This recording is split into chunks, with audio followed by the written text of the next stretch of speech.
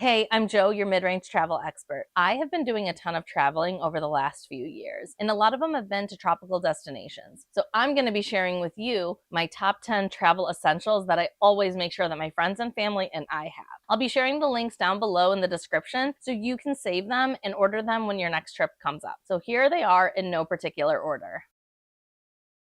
Water shoes. These are lifesavers. When we went to Greece, we did not bring water shoes, and many of the beaches there are rocky. So we went to Rhodes, it was beautiful, but the floor was very uncomfortable and super hot. When we went on our next couple of vacations, that we always had water shoes. Even if a beach looks super sandy, you never know if you're gonna step on a rock or if you're close to an area that has stonefish. Protect your feet as much as you can. These are pretty inexpensive, and we've taken them and it's literally transformed our vacations.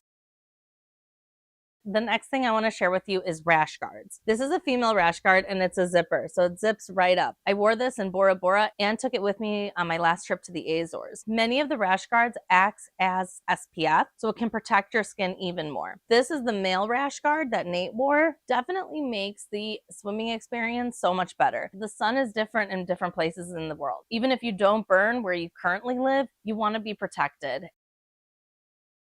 So much of the time when you're at a beach vacation, you want good sandals. Probably not the dollar Old Navy sandals that you can wear by getting by to going to the grocery store or something like that. A brand that I have been obsessed with is the brand Reef. For men's sandals, I got Nate these sandals. They're Velcro because when you're in a tropical vacation, your body might swell up because of the heat and humidity. So this makes for a much comfortable experience when you want to just grab a sandal and walk about a resort or, after you take off your water shoes. For me, I had a bunch of different other ones. I wanted cute sandals that I could wear to dinner. And so these are just some black slip-ons, which are super cute, very comfy, and definitely padded. These are my everyday sandals. It's made out of like rubber and it's just so comfortable and it definitely flexed with my body and it was easy to wear. And then I have these flip-flops, which were just so comfy and it doesn't feel like you're just walking straight up on the ground. There actually is some support because there is arch support. Definitely recommend Reef sandals if you are planning to go on a vacation and you're going to be walking quite a bit. The next thing is sun care and first aid. Here are my top essentials. We always get some sunblock, so very important to have a strong sunblock because again, you don't know what the sun is going to be like in the destination you're going. My next thing is a colloid band-aid strip. These are great. They actually soak up all the gross pus gunky stuff, so if you hurt yourself, they're waterproof and they soak everything up. I have looked everywhere in the stores to find something that can fit whatever situation I'm in, and I only found them on Amazon. It comes in a roll that's kind of small, so you can use this whenever you get hurt and you need just like a little bit for maybe a blister on your foot or if you have a bigger scratch on your leg. My last little first aid thing is aloe. We always bring it with us. It's great for cuts, burns, anything you have because aloe is going to soothe your skin. The next thing is a towel. I love Turkish towels because they are so small and they fold up really tiny. They dry pretty quick in the sun, so if you are going on a beach vacation and you don't want to just use what towels they have, and in the Azores, they actually didn't have towels at the resort for us to use. So highly recommend getting some Turkish towels and it'll make your trip super simple and it doesn't take up so much room compared to a regular towel.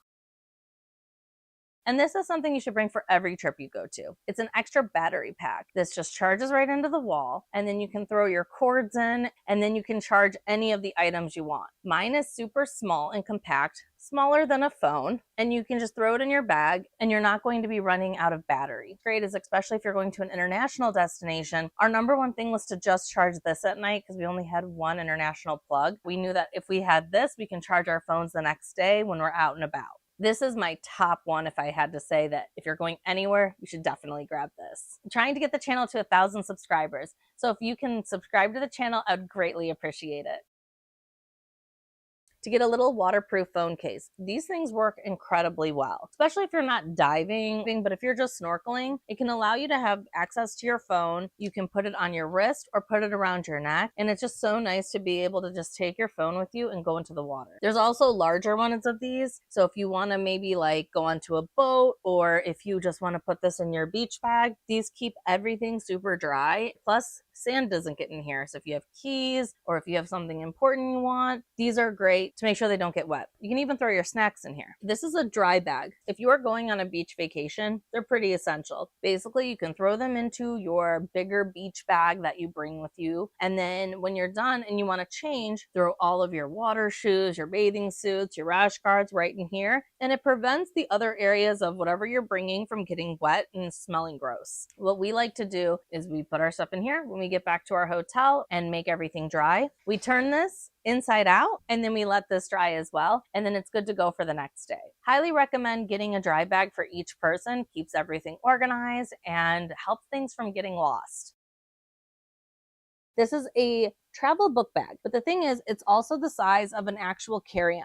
Every time I've traveled, I've been able to use it as my personal item. So it's even when I'm going on one of the basic flights, I'm able to use this and fit it under my seat. There's clasps on the side to make it go smaller. This doubles as a great beach bag when you're going on an excursion, coupled with that dry bag. So you're just keeping everything dry and this bag doesn't get gross. I really think this is a great essential for any traveler. You're able to fit so much in it and you don't need to bring extra stuff with you when you're going on a trip. So leave the other beach bags at home and just carry a book bag.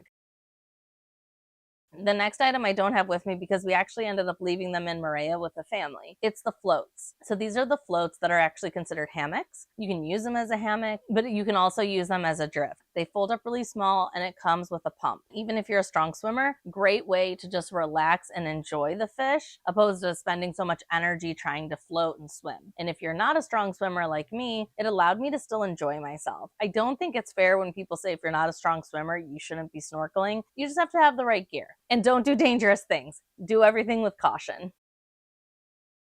The last thing I will say is an essential for snorkeling, a snorkel mask. I will link below the traditional snorkel masks as well. I personally do like these. This actually has a great safety rating. I know there's some controversy around the full face mask because we do a lot of shallow snorkeling. I'm not really nervous because I can generally touch the ground and then take the mask off. So just do everything safely. But this, especially for someone who's not a strong swimmer, was really great. But again, practice caution. And if you can't swim or you can't stand up, be careful on what you decide to do. But these masks, I really feel like changed my entire trip. Even if you like the traditional masks, make sure you pack that, especially if you're going on an excursion, because when we went on our excursions, they did have some masks, but they were kind of cruddy and gross and they were in somebody's mouth and it wasn't something that we were feeling comfortable with. So we were glad that we had these. There's a bunch more travel essentials, but when I'm thinking of a tropical destination, these are the top things that I always make sure I bring with me. So link down below are affiliate links. If you decide that any of these are things that you want to make a part of your essential travel packing list, I'd greatly appreciate it if you went through those links. Really helps out the channel, but comment down below. What are your travel essentials? Did I miss something? Definitely let everybody know. And I'm Jo, your mid-range travel expert. My next videos coming up are going to be the island of Moorea, and we went to the Azores this past weekend. Thanks again for watching, and don't forget to subscribe.